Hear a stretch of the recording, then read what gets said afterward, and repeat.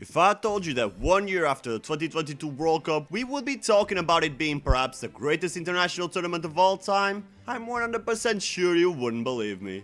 I mean, that World Cup was held in a country with no football culture and played in stadiums built by literal slaves. And at least for the European fans, it was extremely confusing to go watch a World Cup when it was cold and rainy outside.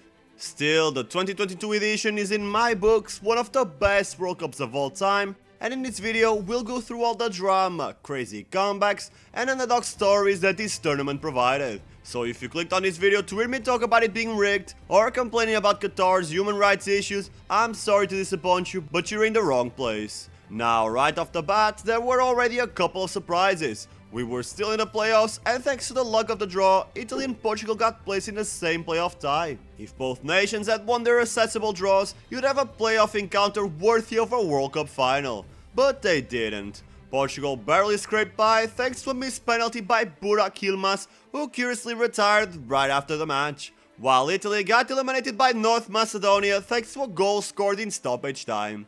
This was huge. Italy missed the 2018 edition, but failing to qualify for 2 consecutive editions meant the Italians wouldn't participate in a World Cup in 12 years, and that they wouldn't be a part of a World Cup knockout match for 20 years. Nonetheless, Italy wasn't the only major squad to miss the tournament. Nigeria also failed to qualify when they had participated in 6 out of the last 7 editions. Former back-to-back Copa America winners Chile and Colombia would also miss it, while the previous edition's host Russia were banned from even attending the playoffs.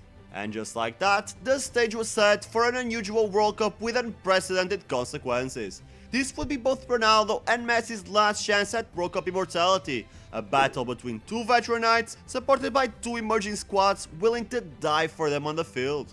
On the other hand, in the 4.5 years since the last World Cup, Mbappé grew into a wild beast capable of single-handedly creating a French football empire that could match Spain's reign of terror from 2008 until 2012. Brazil was looking mighty strong, their best version since 2006, and obviously you can never count Spain, England or the Netherlands out. And so it began. In Group A, Qatar broke many records, not positive ones though. The Qataris became the first host nation to lose the opening match, to be eliminated after 2 matches, and to finish a group stage with 3 losses. To sum it all up, and to the surprise of absolutely no one, they were complete shit. The Netherlands finished in first place, but their struggle to put Senegal away and their draw against Ecuador tempered a lot of the country's expectations. On the other hand, despite Tener Valencia's best efforts, Senegal won their encounter and qualified ahead of Ecuador to the round of 16.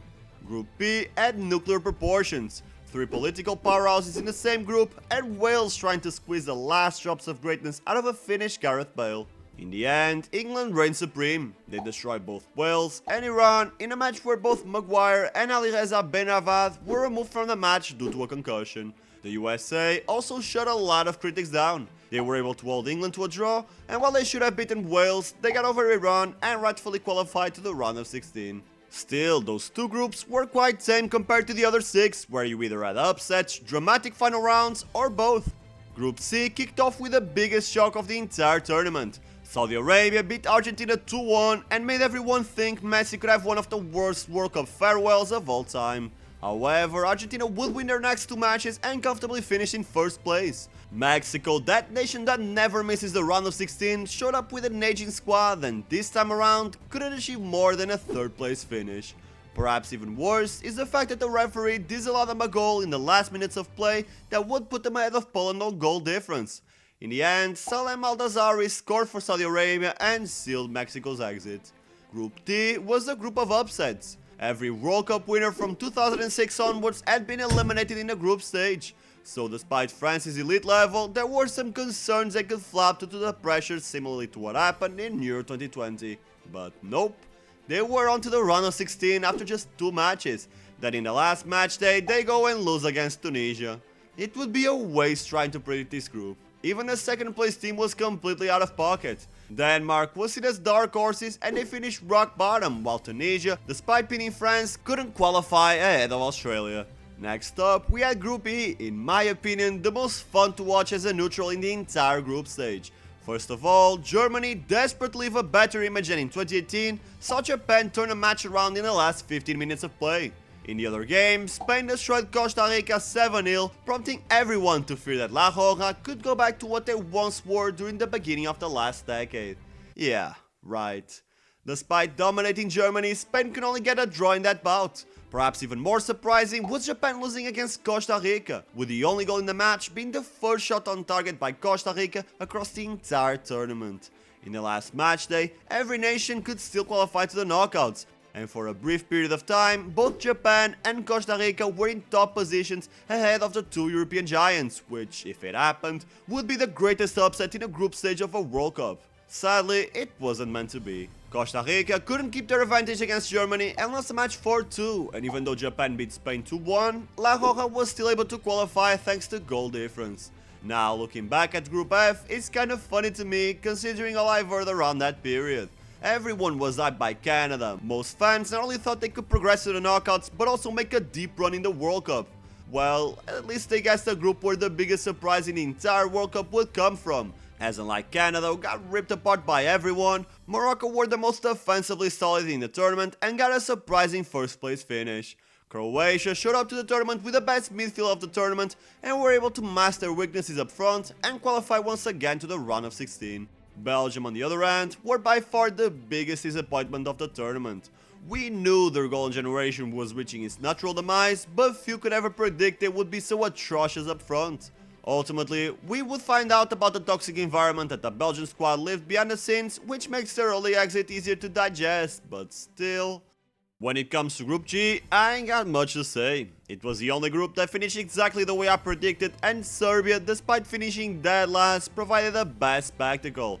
A 3-3 draw against Cameroon, where the African nation came back and tied the match after being down 3-1, and a battle of pride with Switzerland, where they lost 3-2.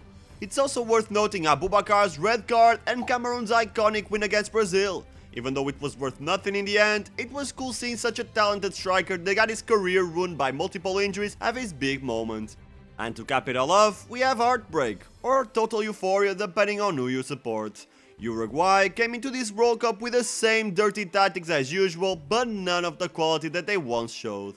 Portugal won their first two matches in dramatic fashion. Ghana and South Korea produced a banger that almost guaranteed the Koreans' elimination, but almost doesn't count. South Korea pulled off a massive upset against Portugal in stoppage time, while Uruguay couldn't score a third goal against Ghana. The Black Stars lost and were out of the tournament, but 12 years later, they were able to get revenge on Suarez and Uruguay. Man, it got to a point where drama became the norm. Could the knockout stop this iconic group stage? Well, it would be almost impossible, but there were still many noteworthy moments. In the round of 16, Argentina went 2 goals ahead of Australia, but the Socceroos reduced thanks to a known goal by Enzo Fernandes. 20 dramatic minutes of action followed, with the Australians trying everything to take the match to extra time, but Argentina held on and moved on to the quarters. Japan had every Captain Tsubasa or whatever football anime the kids watch nowadays hoping they would finally win a World Cup in real life, but Croatia ended their dreams in a penalty shootout. Curiously, the other team in Croatia's group, Morocco, also progressed to the quarters in a penalty shootout against Spain. It's getting ridiculous for La Roja, 3 consecutive exits from a big international tournament thanks to the penalty lottery. But if it serves as a consolation, no team had more of a nightmarish exit from this tournament than Switzerland. A 6-1 thrashing by Portugal sent the Swiss packing and the Portuguese people into a state of euphoria. But just like a Taylor Swift relationship, it wouldn't last long. In the quarters, Fernando Santos benched Ronaldo once again, but this time, Gonçalo Ramos couldn't overcome the well-organized Moroccan defense. Morocco took advantage of a poorly timed exit by Diogo Costa and history was made. For the first time ever, an African nation reached the semi-finals of a World Cup, and 16 years after his debut, Ronaldo finished his World Cup career still without collecting his most wanted prize. Messi, on the other hand, had to go through a rollercoaster ride of emotions to continue his road to World Cup glory.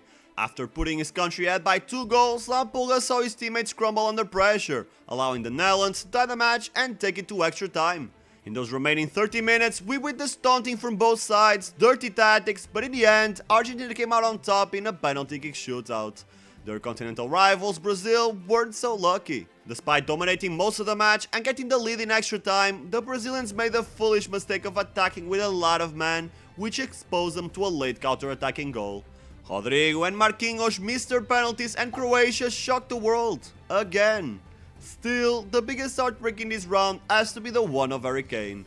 The English star scored the penalty kick to tie the match, but was unable to do the same in the dying minutes of the game. Ultimately, it was a fair result.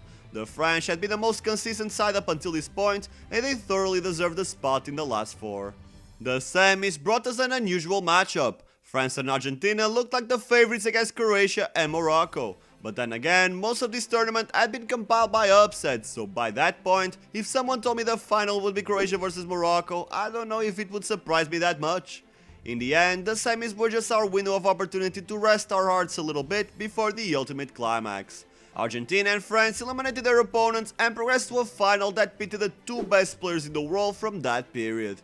Two teammates turned rivals, two generations colliding. Could Messi finish his story? Could Mbappé cement his legacy at just 23 years old? It was an iconic matchup on paper, but even greater in reality. Argentina apparently had the match control thanks to two early goals by Di Maria and Messi. In fact, France couldn't even make a shot on target in the first 70 minutes of the game. But from the moment Coman and Camavinga were subbed in, the game completely changed and France tied the match in just 2 minutes.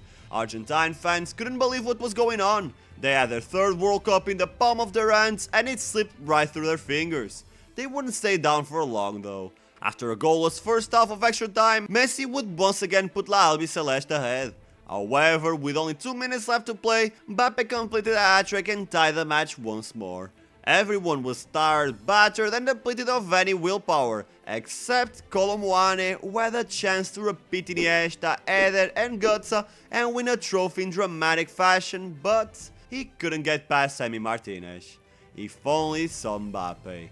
The penalties followed, and once again, Argentina didn't tremble. In the end, Messi won the only trophy missing in his list of accomplishments and to many fans, became the undisputed GOAT of the sport. On the other side, it's hard not to feel bad for Mbappé.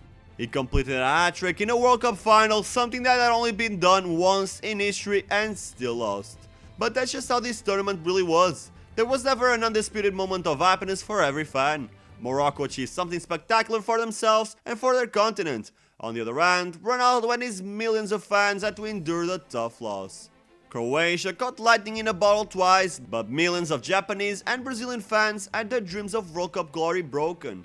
Maybe that's why this tournament is so divisive. Even if you ignore all the controversies that happen outside the field, this World Cup was filled with immense joy for 50% of the fans and absolute depression for the rest. Still, no matter where you look from, you gotta admit that no World Cup had so many upsets and drama as this one. No World Cup had such an intense final, and in the space of a few decades, this competition will be ranked extremely high compared to other editions. But what do you think? Is this the best World Cup of all time? If it isn't, let me know your favorite in the comments. Drop a like if you want to watch more content like this, and subscribe to never miss the most interesting football discussions, stories, and top 10 lists. Thank you for watching till the end, I appreciate you, and I will see you soon.